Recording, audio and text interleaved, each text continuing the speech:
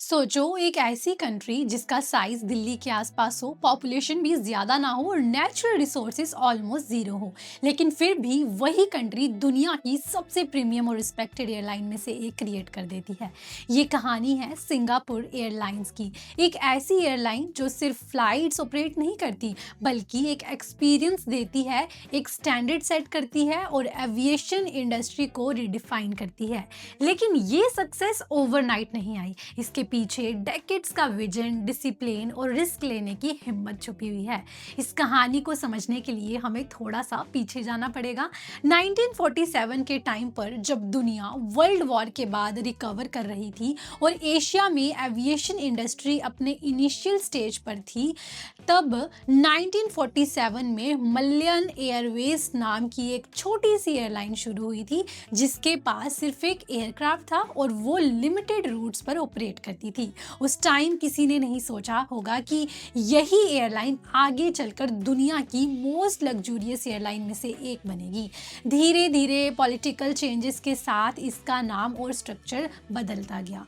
पहले Malaysia Airways, फिर Malaysia Singapore airlines. लेकिन असली टर्निंग पॉइंट 1972 में आया, जब मलेशिया और सिंगापुर के बीच डिफरेंसेस इतने बढ़ गए कि उन्होंने डिसाइड किया कि अब एयरलाइन को स्प्लिट करना पड़ेगा। ये डिसीजन रिस्की था, स्पेशली सिंगापुर के लिए, क्योंकि मलेशिया के पास डोमेस्टिक नेटवर्क स्ट्रांग था, जबकि सिंगापुर एक छोटा सा आइलैंड नेशन था जिसके पास ना तो बड़ा मार्केट था और ना ही स्ट्रांग एविएशन बेस।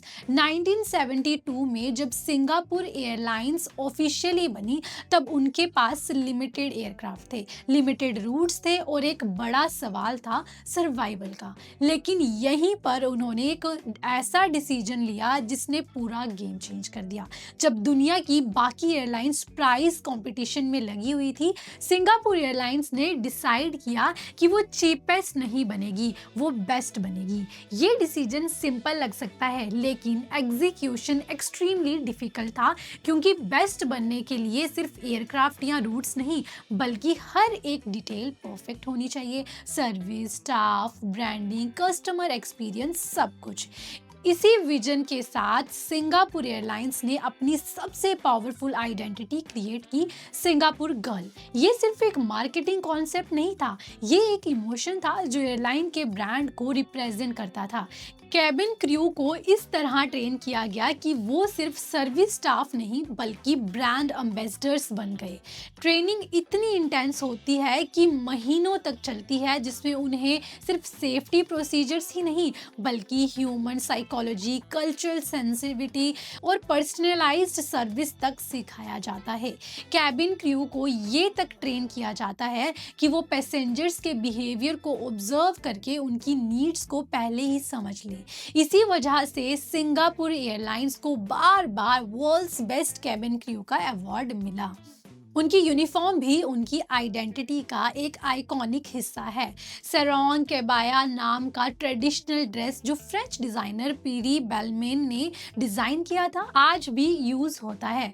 ये यूनिफॉर्म सिर्फ एक ड्रेस नहीं बल्कि एक लेगेसी है जो 50 साल से ज्यादा टाइम से कंटिन्यू हो रही है। इसमें कलर्स का भी एक सिस्टम है, ब्लू जूनियर क्रू के लिए, ग्रीन एक्सपीरियंस क्रू के लिए, रेड सीनियर क्रू के लिए और पर्पल सुपरवाइजर्स के लिए। ये छोटी छोटी डिटेल ही सिंगापुर एयरलाइंस को अलग बनाती है, क्योंकि यहाँ हर चीज इंटेंशनल होती है। अब बात करते हैं एयरक्राफ्ट और ऑनबोर्ड एक्सपीरियंस की। सिंगापुर एयरलाइंस ने कभी भी कंफर्ट और लग्जरी पर कॉम्प्रोमाइज नहीं किया। जब दूसरी एयरलाइंस बेसिक सीटिंग और कॉस्ट कटिंग पर फोकस कर रही थी, तब सिंगापुर एयरलाइंस ने इनोवेशन पर फोकस किया। उन्होंने दुनिया को first time fully flat beds दिए बिजनेस क्लास में और एयरबस A380 में प्राइवेट सूट्स इंट्रोड्यूस किए, जहां पैसेंजर्स एक मिनी रूम जैसा एक्सपीरियंस एंजॉय कर सकता है। ये सिर्फ ट्रैवल नहीं, एक लग्जरी एक्सपीरियंस है जो लोगों को याद रहता है। इसी वजह से कई लोग स्पेसिफिकली सिंगापुर एयरलाइंस चूज करते हैं, चाहे टिकट थोड़ा महंगा ही क्यों ना हो। ग्लोबल एक्सपेंशन भी उनकी सक्सेस का एक इम्पॉर्टेंट पार्ट है।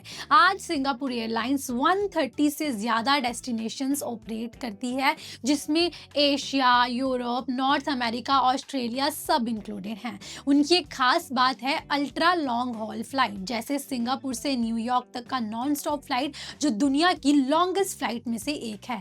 इतनी लंबी फ्लाइट ऑपरेट करना ईजी नहीं है। इसमें aircraft technology, fuel efficiency, crew management सब कुछ टॉप लेवल का होना चाहिए। लेकिन हर स्टोरी में चैलेंजेस भी होते हैं और सिंगापुर एयरलाइंस भी इससे अलग नहीं है। सबसे पहला चैलेंज था 1972 का स्प्लिट, जहां सर्वाइवल ही एक बड़ा सवाल था। उसके बाद आया कंपटीशन का एरा, जहां मिडिल ईस्ट की एयरलाइंस जैसे एमिरेट्स और कतर एयरवेज ने एग्रेसिव एक्सपेंशन स्टार्ट किया और लग्जरी सेगमेंट में कंपटीशन बढ़ा दिया। फिर आया सबसे बड़ा झटका, कोविड-19 pandemic. Aviation industry almost collapse के एज पर आ गई थी। फ्लाइट्स बंद हो गई थी, रेवेन्यू जीरो हो गया था। सिंगापुर एयरलाइंस को भी हैवी लॉसेस का सामना करना पड़ा। सिचुएशन इतनी सीरियस थी कि कैबिन क्रू को टेम्परेरी टूर पर हॉस्पिटल्स और अदर सेक्टर्स में डिप्लॉय करना पड़ा। लेकिन यहीं पर लीडरशिप का रोल सामने आता है। सीईओ गु चू फोंग ने इस क्राइसिस को हैंडल करने के लिए स्ट्रेटेजिक डिसीजंस लिए, कॉस्ट कंट्रोल किया और धीरे धीरे एयरलाइन को रिकवर करवाया। पोस्ट पैंडेमिक सिंगापुर एयरलाइन ने एक स्ट्रॉन्ग कमबैक किया और रिकॉर्ड प्रॉफिट्स रिपोर्ट किए। ये दिखाता है कि एक स्ट्रॉन्ग फाउंडेशन और क्लियर विजन किसी भी क्राइसिस को ओवरकम कर सकता है।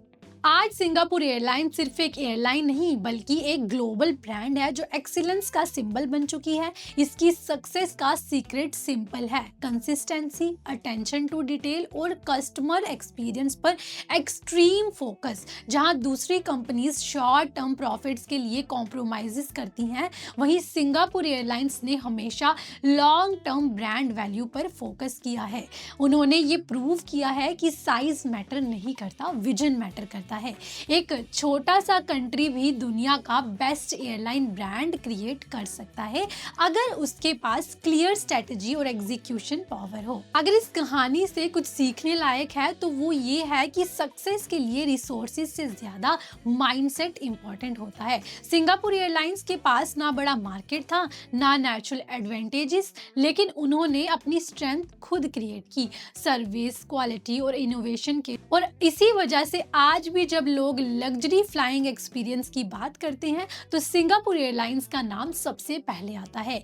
ये सिर्फ एक कंपनी की स्टोरी नहीं बल्कि एक विजन की स्टोरी है, जो रियलिटी में कन्वर्ट हुआ और दुनिया के लिए एक बेंचमार्क बन गया। क्या आप जानते थे सिंगापुर एयरलाइंस के बारे में? हमें कमेंट सेक्शन में जरूर बताइएगा और इसी तरह की एयरलाइंस अपडेट के लिए सब्सक्राइब कर लें फिर होगा।